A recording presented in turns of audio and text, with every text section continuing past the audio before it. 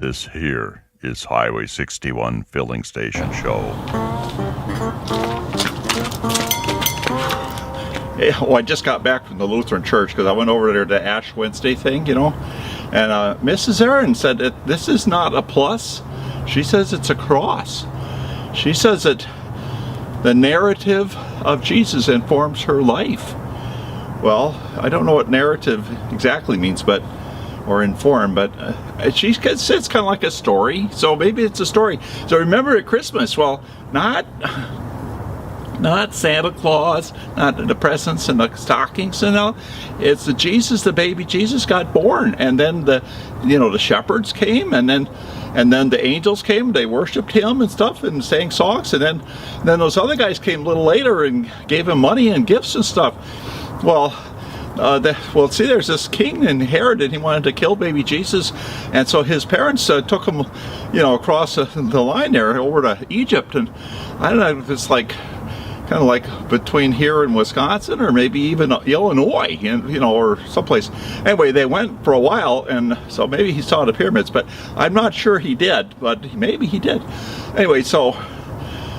Oh yeah, that's right. So anyway, the narrative comes back to Ash Wednesday, which is, it was tonight, and so they put the ashes on their thumb, and they say, something like, you were from dust, and to dust you shall return, and so kind of sober, and makes you think that maybe I had to live a little better, because I may not live that long.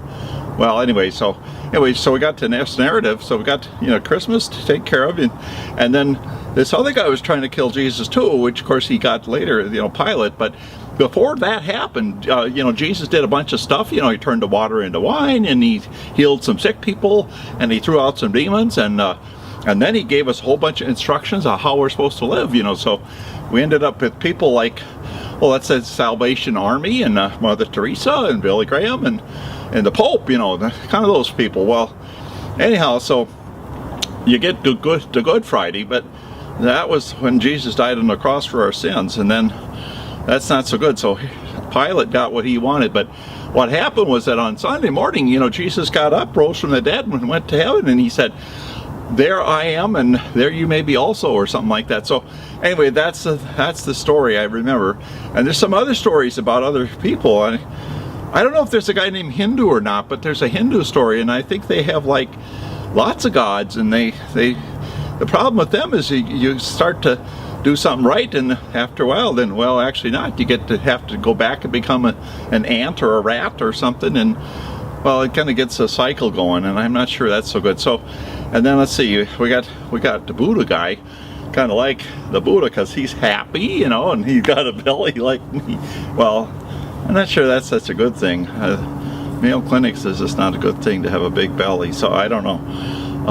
Well, then we got those other people, the atheist guy, whoever that. Well, I don't know where he grew up or anything, but I think he doesn't even think there's a God, and then he just thinks there was this big bang, and then poof, all of a sudden we accidentally happened, and I don't want to be an accident.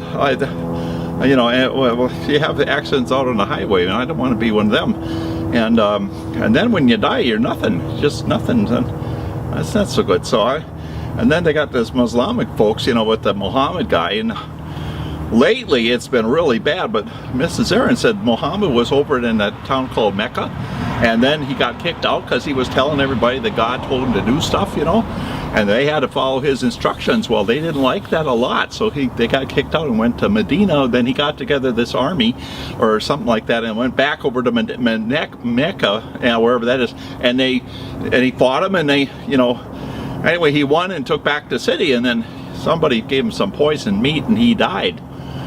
Well, now some of those Islamic folks, not most of them, but just a few of them, are really being some bad people, and they're doing stuff like cutting people's heads off just because they're Christians. And there's that lady Kayla, somebody who was a nurse and taking care of the sick people like Jesus said to do, and then they killed her. And then the guy from the Jordan guy, well, he got anyway, he not the basketball player, some other guy from Jordan got burned up in a cage. That's horrible, and I hate that. And I think they made a real mistake. And then the Japanese guys they killed and stuff. Well, you know, we call it Minnesota nice here. Well, sometimes we're not quite nice after a while, because we can get pretty irritated by somebody being evil and mean like they are, and they're doing it. And then those people from Japan, you know, they got those samurai guys, and they might go assassinate somebody, and then other people might, the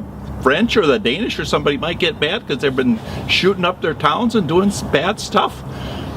So I think they better watch out. But if they're listening, they better not come here with guns and knives and stuff. They can buy gas, but that's all, because I mean, they cannot shoot up the place. That wouldn't be good. That would be wrong and evil. So you know how I feel about that. Well, I think I'm sticking with Jesus. Anyway, we still got the coffee, and unless you're Mormon, then you're fresh out, because you can't drink coffee, I heard. Peace. See you later, alligator.